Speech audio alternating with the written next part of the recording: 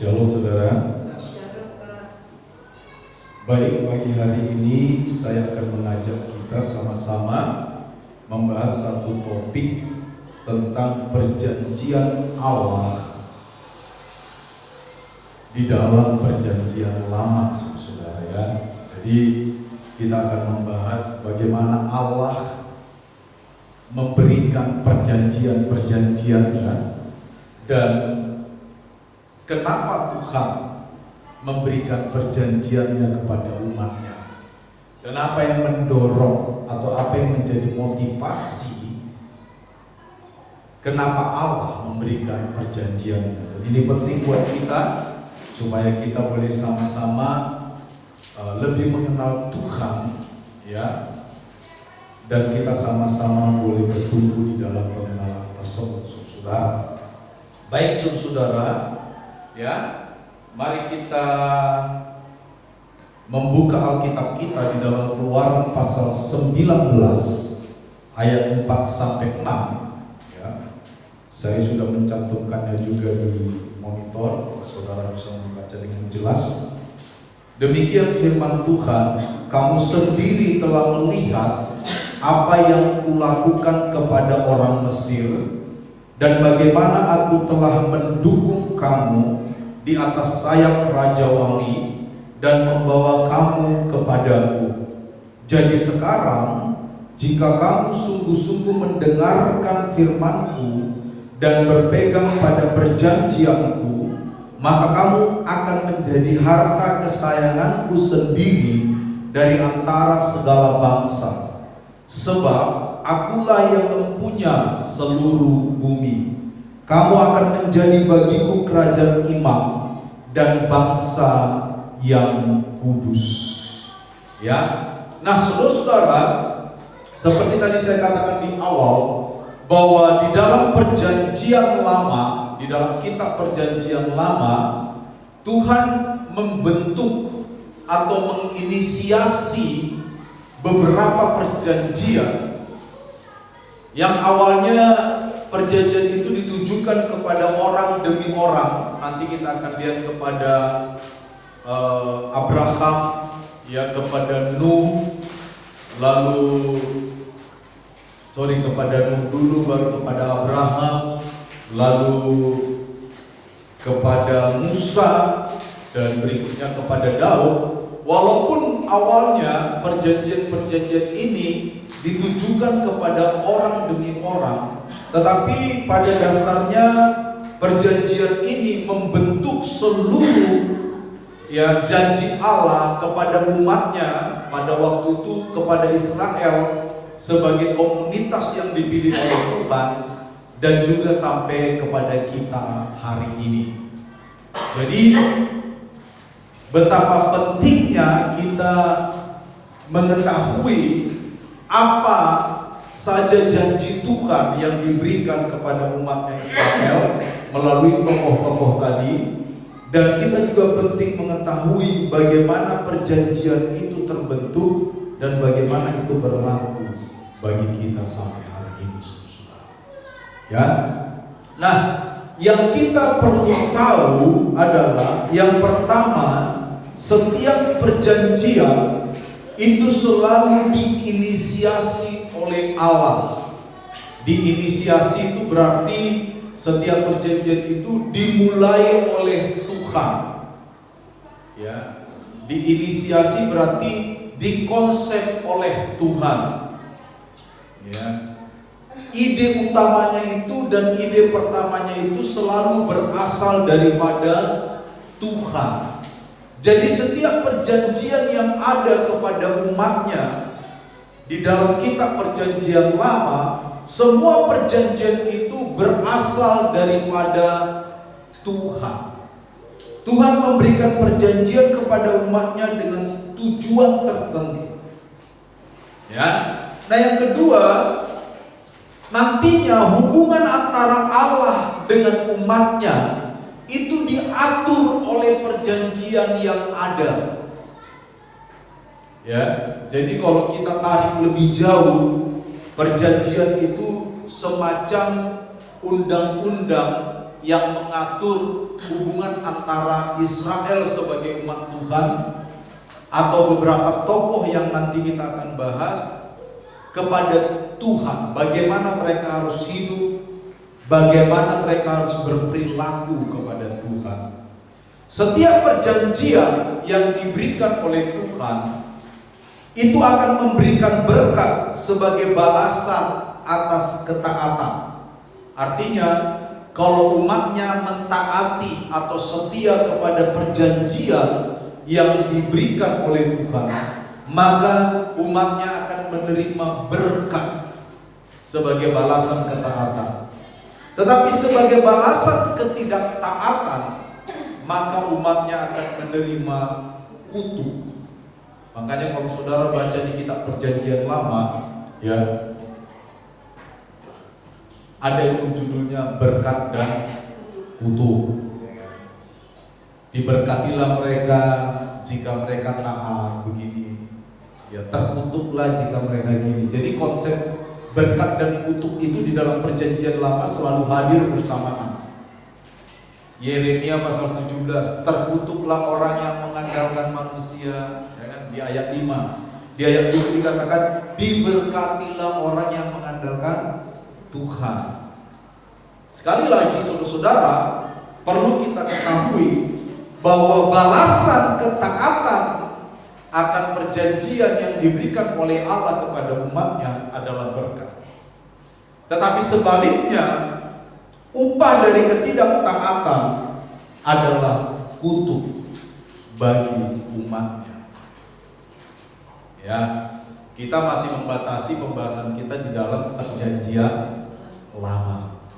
Jadi apa yang saya sampaikan ini adalah konsep di dalam Perjanjian Lama dan terkait dengan Israel sebagai umat Tuhan.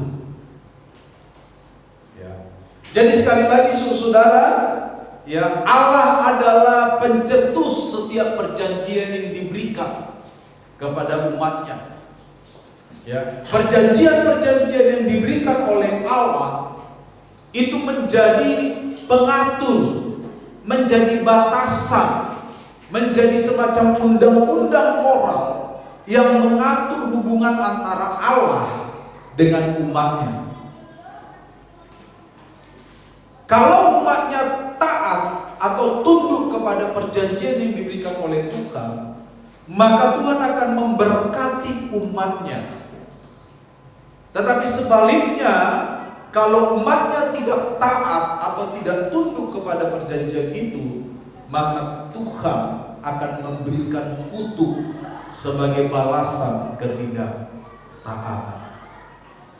Itu sebabnya kenapa bangsa Israel, ya, itu harus dijajah bangsa lain, saudara. Israel dengan 10 suku Israel Utara itu ditawan oleh bangsa Asyur tahun 700 sebelum Masehi, dan sampai hari ini tidak tahu kabarnya seperti apa. Makanya ada yang disebut Israel yang hilang. Konon katanya orang Batak juga bagian dari Israel yang hilang. Gak tahu betul apa enggak. Kalau betul nanti saya klaim tanah saya di Israel, saya mau saya klaim. Ya. Dan tahun 485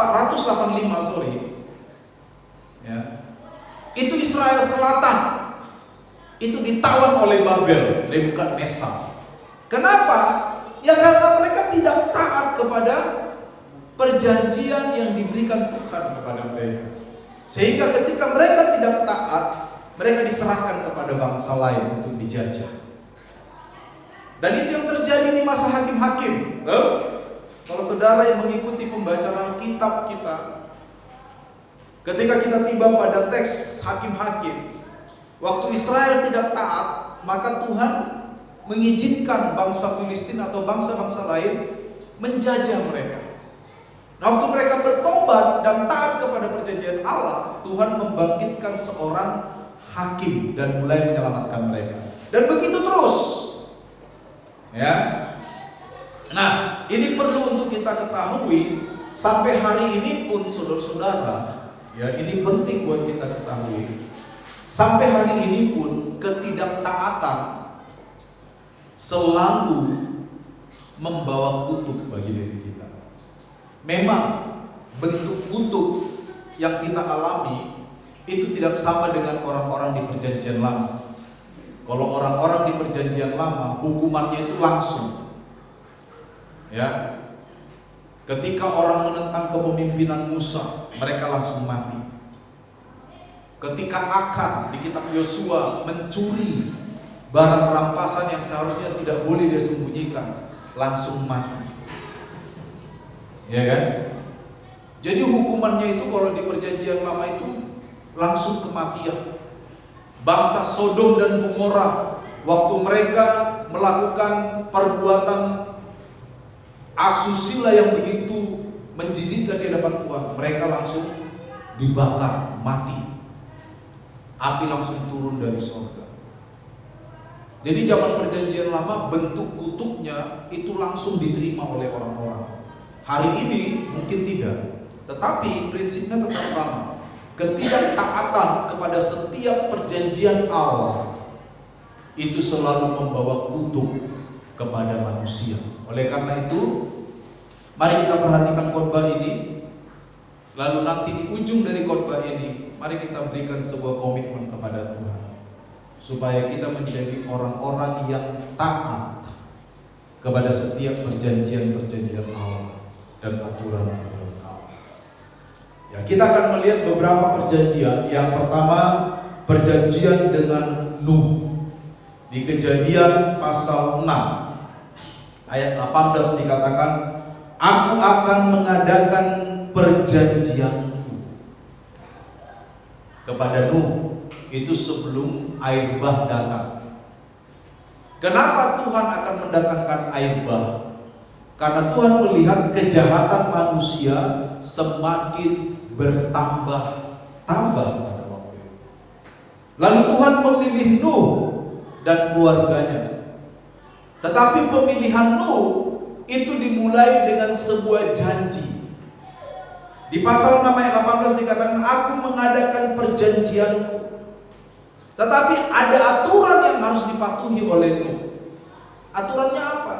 Pertama-tama, Nuh harus taat untuk membuat sebuah bahtera. Lalu setelah bahtera itu jadi, Nuh dan keluarganya harus taat untuk masuk ke dalam bahtera itu. Juga beberapa jenis hewan yang sudah ditentukan oleh Tuhan. Walaupun Nuh membuat bahtera, tapi kalau akhirnya mereka tidak masuk ke dalam bahtera itu, maka dapat dipastikan bahwa Nuh dan keluarganya juga akan mendapatkan kutuk kematian melalui peristiwa air bah itu. Ya. Nah, ketika Nuh dan keluarganya taat, di Kejadian pasal 9 ayat 1 digambarkan bahwa keluarga Nuh selamat dari air bah dan keluarga Nuh diberkati oleh Allah. Dan lihat, bukan hanya keluarga Nuh yang diberkati, tetapi semua penghuni bahtera itu. Siapa? Ya hewan-hewan itu diberkati oleh Tuhan. Ya. Dan Tuhan memberikan perjanjiannya yang telah dibaharui. Dan Tuhan memberikan tanda bahwa Allah telah berjanji, yaitu dengan menciptakan pelangi sampai hari ini. Firman Allah berkata, setiap kali engkau melihat pelangi, setiap kali aku menurunkan hujan, maka pelangi ini akan muncul. Dan setiap kali aku melihat pelangi, aku akan ingat, supaya aku tidak lagi membinasakan umat manusia dengan air bah, kata Tuhan. Itu adalah perjanjian. Kenapa Allah tidak lagi mau membinasakan umat manusia melalui air bah? Karena ada keluarga yang taat. Karena ada Nuh dan keluarganya yang taat kepada perjanjian Allah. Mereka menjadi saluran berkat. Tadinya dari keluarga, satu keluarga, dan Allah memberikan janjinya kepada semua umat manusia. Ini yang tadi di awal saya katakan, ketaatan akan mendatangkan berkat. Sebaliknya, ketidaktaatan akan mendatangkan kutuk. Ini penting untuk kita masukkan dalam pikiran kita. Karena hari ini saudara-saudara, ya, saya sering katakan begini, tampaknya orang-orang yang tidak taat kepada Tuhan pun bisa hidup. Tampaknya. Tetapi perhatikan bahwa orang-orang yang tidak taat kepada Allah, mereka hanya mampu menikmati berkat-berkat umum, sebatas berkat-berkat yang memang Tuhan sediakan bagi semua orang, entah dia jahat, entah dia baik, entah dia benar, entah dia salah. Matahari Tuhan berikan kepada semua orang, entah dia jahat, entah dia baik. Udara Tuhan berikan kepada semua orang. Itu adalah berkat-berkat yang umum, berkat-berkat yang akan diperoleh semua umat manusia karena mereka berstatus ciptaan Allah. Allah memelihara mereka dengan berkat-berkat yang sama. Kalau engkau rajin bekerja, belajar terus dengan baik bekerja, kemungkinan kau bisa kaya. Bisa, itu berkat umum. Tapi bagi orang-orang yang mengasihi Tuhan, yang taat kepada setiap perjanjian Allah, mereka juga diberikan berkat-berkat khusus yang tidak diberikan kepada orang lain yang tidak tunduk kepada Allah. Apa itu berkat khusus itu? Damai sejahtera, sukacita. Berapa banyak artis yang lakinya ganteng, yang perempuannya cantik, Sam Lohai katanya. Siapa? Sam Lohai. Ya, tapi cerai.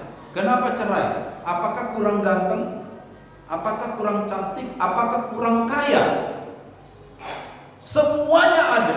Tapi kenapa mereka bercerai? Karena mereka tidak menikmati berkat yang khusus dari Tuhan. Apa itu? Ya, damai sejahtera tadi. Mereka tidak hidup dalam sukacita.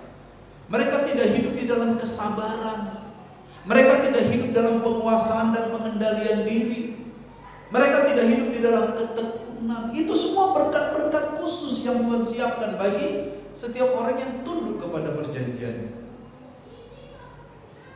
Ya. Di dunia ini saudara-saudara, ya, orang bisa memiliki apa saja. Itu sebabnya di dalam kitab Injil Tuhan pernah berbicara, Yesus pernah berbicara. Ya kan? Apalah artinya engkau memiliki seluruh dunia dan apa yang ada di dalamnya kalau engkau kehilangan nyawa? Artinya apa? Di hadapan Tuhan, keselamatan itu jauh lebih berharga daripada semua yang dapat kita peroleh di dalam dunia ini. Hanya saja kadang, ya, ada kalanya manusia masih menempatkan ketaatan kepada Tuhan itu di prioritas yang kedua atau ketiga. Nah, ini penting saya seberangkan terus kepada kita, karena saya mau membentuk jemaat ini menjadi jemaat yang cerdas, bukan hanya secara intelektual, tetapi cerdas secara rohani. Saya ingin jemaat kita menjadi jemaat yang mampu mempertanggungjawabkan imannya di hadapan orang lain. Saya tidak ingin saudara-saudara sekian tahun saya mengembalakan dan berkhotbah, lalu saya mendapati jemaat-jemaat hanya begitu-begitu saja. Kena badai, kapal oleng kapten. Iya kan? Dapat masalah sedikit, kapal oleng kapten. Lalu kapan kapal kita tidak oleng? Kalau semuanya cukup. Kalau semuanya cukup, orang gak ada Tuhan pun, kapal tetap stabil. Betul? Itu yang saya mau menuju, saudara-saudara. Saya merindukan jemaat ini menjadi jemaat yang dewasa secara rohani, yang apapun yang terjadi dalam kehidupan kita, ketaatan kepada Tuhan itu tetap menjadi prioritas utama, mengalahkan prioritas yang lain. Artinya apa? Kalau ada yang begitu menggiurkan kita tapi bertentangan dengan ketaatan ketaatan kepada Tuhan, maka kita boleh menolak itu. Sepakat? Karena ketaatan kepada Tuhan itu prioritas pertama. Tapi kalau ketaatan kepada Tuhan kita jadikan prioritas yang bukan pertama, maka jangan heran kalau banyak orang Kristen begitu digoda dengan sesuatu yang menggiurkan, ya dia lakukan. Ada juga orang Kristen itu yang jadi koruptor, ada itu. Kenapa? Ya karena ketaatan kepada Allah tidak menjadi prioritas utamanya.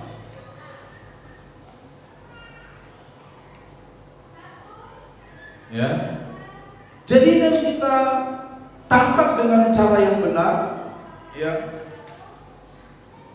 Perjanjian kepada Nuh yang pertama menggambarkan kepada kita orang percaya hari ini bahwa mereka yang tidak taat kepada kehendak dan perjanjian Allah, mereka akan mendapatkan kutuk. Sekali lagi, kalau masa hari ini mungkin tidak langsung kita rasakan seperti perjanjian lama, tetapi ingat, kalau Tuhan tidak memberikan kita berkat-berkat khusus, maka kita tidak mungkin hidup secara normal.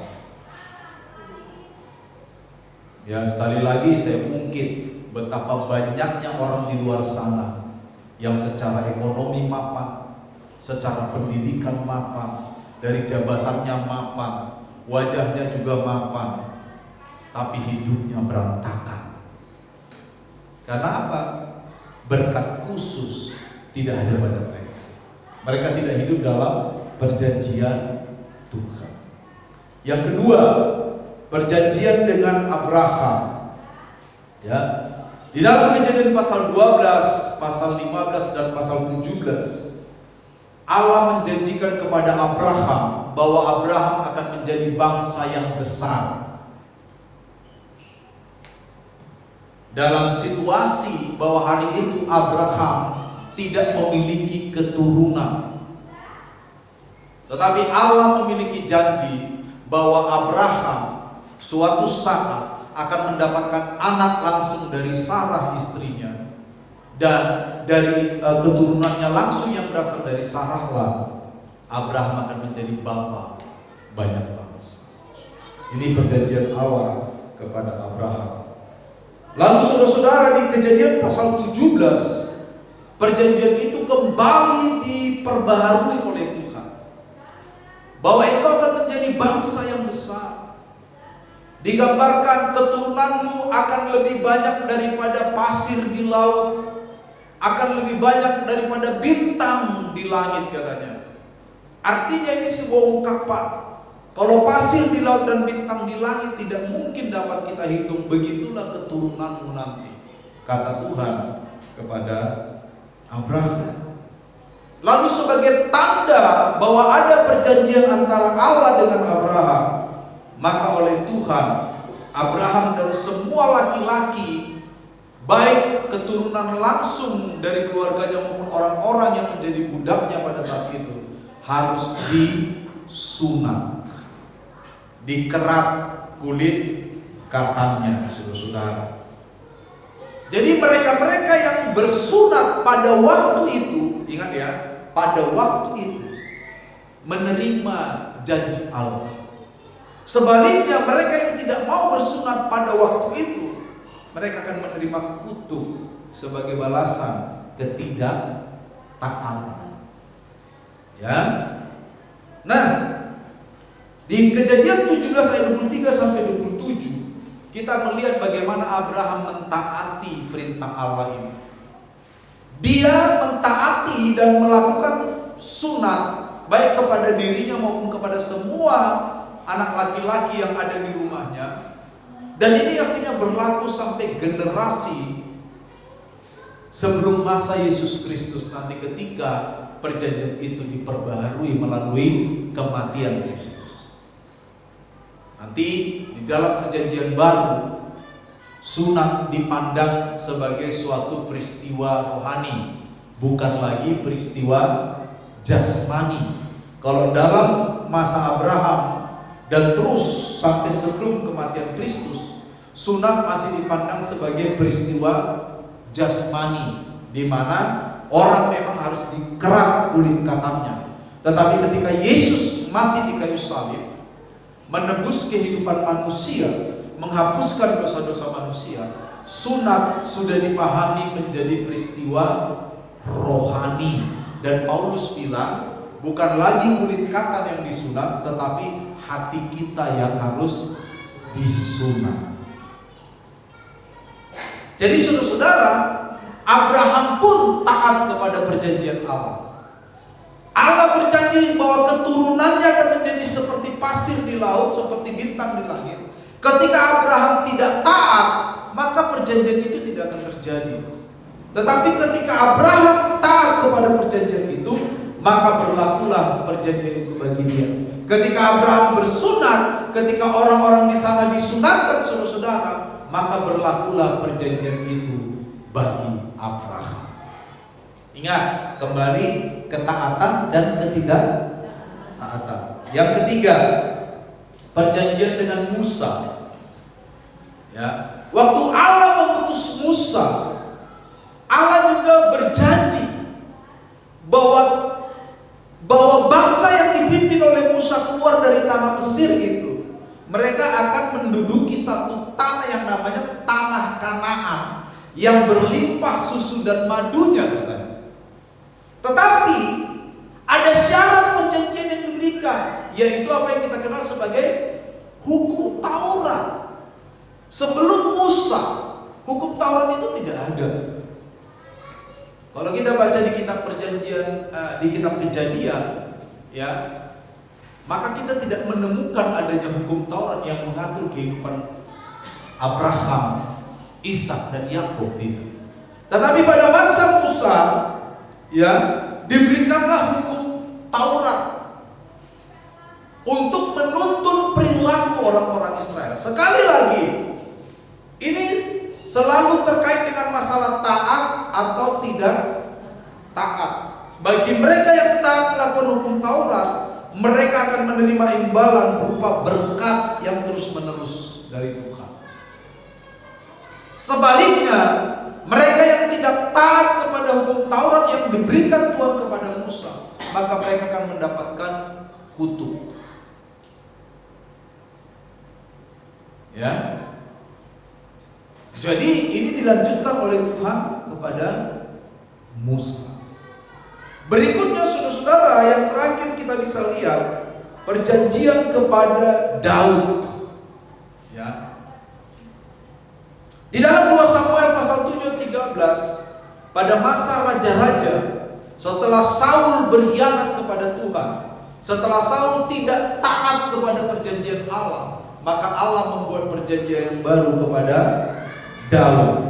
Dan perjanjian itu diteguhkan dengan janji bahwa Tuhan akan memelihara tahta kerajaan Daud sampai selama-lamanya.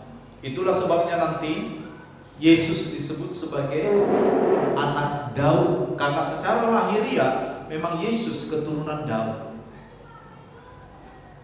Tetapi secara rohani lebih lagi bahwa Yesus disebut sebagai anak Daud. Ya. Nah, sekali lagi sama. Hal ini bisa terjadi kalau Daud dan keturunannya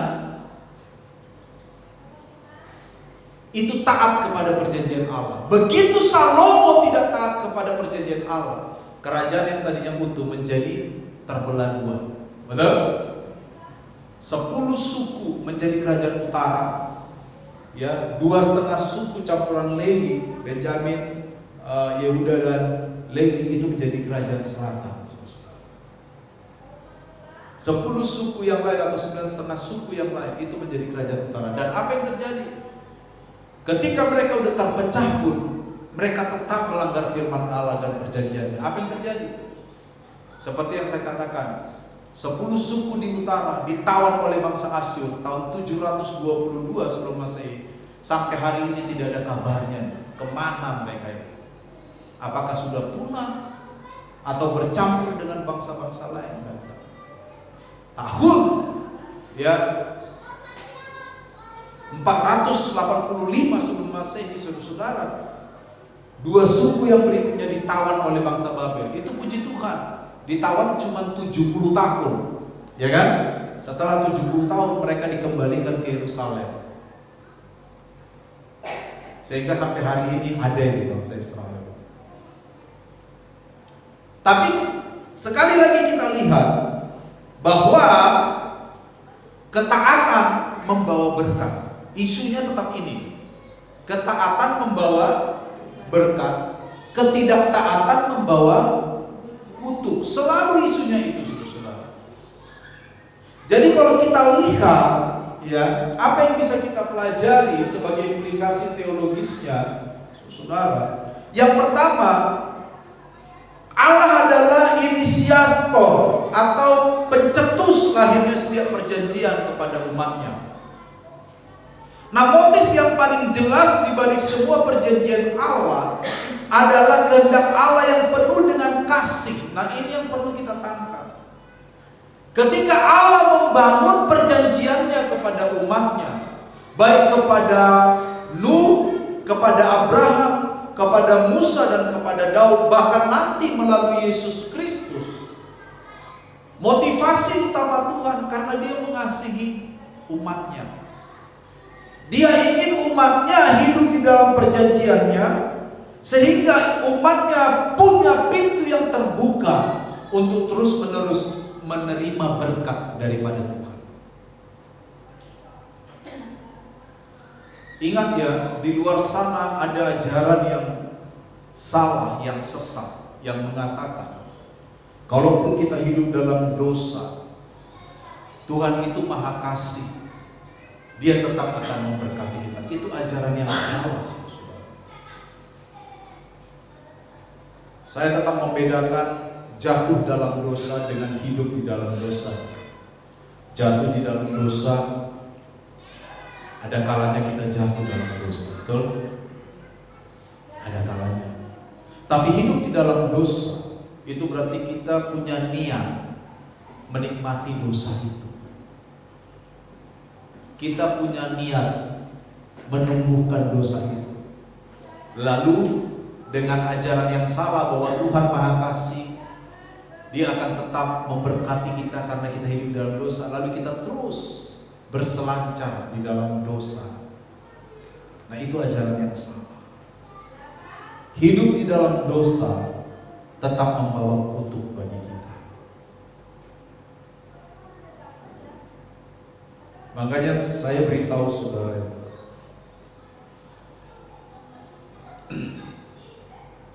kenapa Tuhan kadang-kadang membiarkan sebuah bangsa dihabisin di dalam perjanjian lama, seperti Amalek? Itu bukan karena Tuhan tidak mengasihi mereka.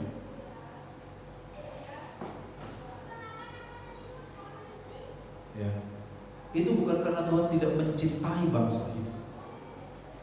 Kalau kita tarik kepada konsep manusia, mungkin memang bangsa itu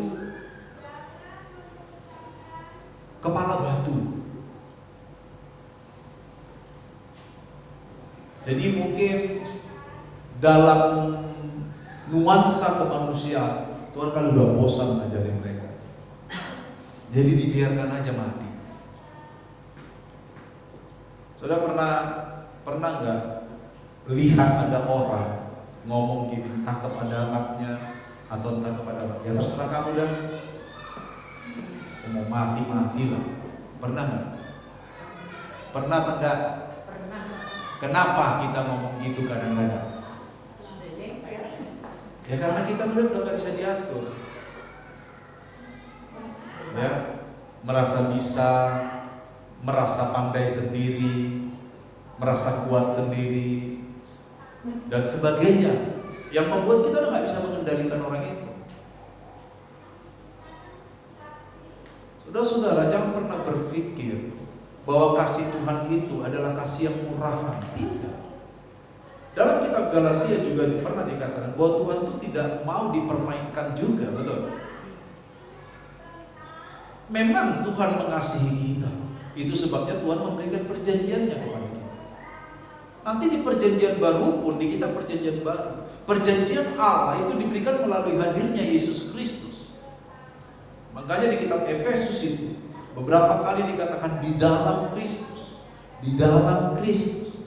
Artinya semua orang yang menerima Kristus akan menikmati berkat-berkat perjanjian Allah yang ada di dalam Kristus itu.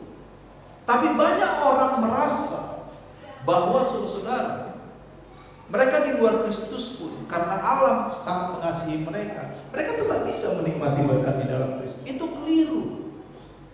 Itu sebabnya Tuhan tidak mengizinkan kita hidup dan berselancar di dalam dosa.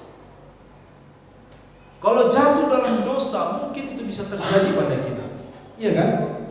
Mungkin suatu hari kita lagi lemah, pas emosi, ya kita keluarkan kata-kata kotor. Wih, ampuni saya Tuhan, udah jatuh dalam dosa, kan gitu. Tapi ada orang dengan sengaja memelihara itu, hidup di dalam dosa, ya, hidup di dalam kelakuan-kelakuan yang berdosa, dan tetap menyangka bahwa Allah mengasihi dia. Makanya jangan heran loh, banyak masih, saya berani katakan ini, masih banyak orang Kristen dan orang percaya hidup di dalam konsep seperti itu. Makanya banyak orang Kristen yang hidupnya belum terkendali. Kenapa? Ya dengan konsep itu, saya biar berbuat dosa, Tuhan mengasihi saya. Makanya di luar sana ada ungkapan, enak ya jadi orang Kristen, yang penting menerima Yesus yang sudah menebus dosa, katanya, yang sudah menghapus dosa, aman, kalian langsung masuk surga semua.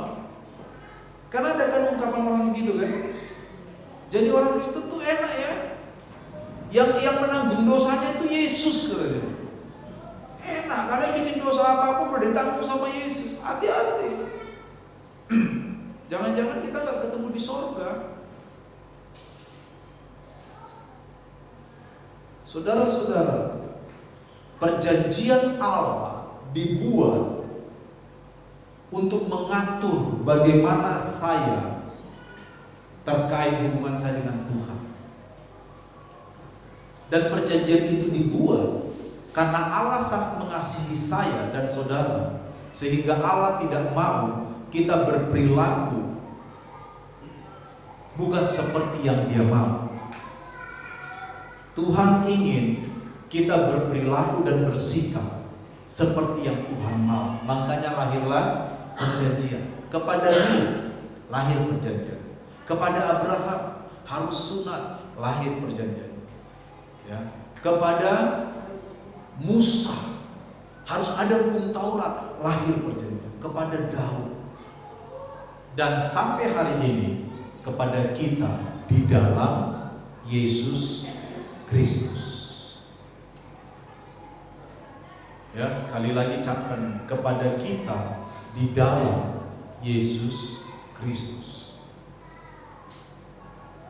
Apabila kita hendak menikmati berkat-berkat yang ada di dalam Yesus Kristus, kalau Efesus berkata segala berkat rohani yang ada dalam surga itu di dalam Kristus. Kalau kita ingin hidup di dalam berkat-berkat rohani, maka kita harus setia dengan perjanjian penebusan darah Yesus. Ya kan? Janganlah hidup di dalam dosa. Karena itu matikanlah di dalam dirimu semua perbuatan daging. Ya kan? Sebagai ganti perbuatan daging ada buah-buah roh, kasih, sukacita, damai sejahtera, kebaikan, kesabaran, ketekunan, ya, penguasaan diri dan sebagainya. Sepakat saudara? Ya. Oleh karena itu saudara, ya, motif yang paling jelas di dalam semua perjanjian adalah kehendak Allah yang penuh kasih kepada umatnya. Ini yang perlu kita camkan, supaya umatnya senantiasa menikmati berkat-berkatnya. Tuntunan dasar dari setiap perjanjian adalah mengenal Tuhan. Ini tuntunan dasar. Salah satu tujuan dari setiap perjanjian yang diberikan oleh Tuhan, supaya kita lebih dapat mengenal Tuhan, menikmati hubungan pribadi yang hidup dengan Allah. Ini adalah sasaran rohaninya. Jadi setiap firman Allah, setiap perjanjian Allah itu diberikan oleh Allah supaya kita dapat menikmati hubungan yang sangat pribadi dengan Allah. Ya.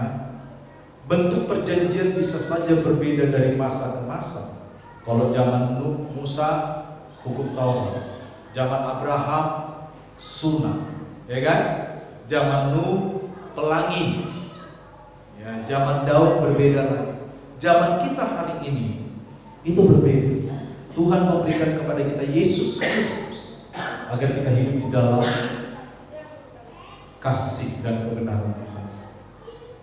Ya, Anda tidak perlu bersunat lagi supaya bisa menikmati berkat-berkat yang dari Abraham. Kalaupun Anda bersunat, itu bukan lagi karena alasan rohani, bukan. Itu alasan kesehatan semata, betul? Karena bentuk perjanjian itu sudah diubah oleh Tuhan. Ya, suatu hari nanti apabila kita menjadi taat kepada perjanjian Allah, dan hari ini taat kepada perjanjian Allah berarti kita hidup di dalam kebenaran Yesus Kristus, maka suatu hari nanti kita akan ada di dalam kerajaan Allah bersama dengan Tuhan. Jadi mari saudara-saudara, saya dorong kita untuk tetap setia kepada Tuhan.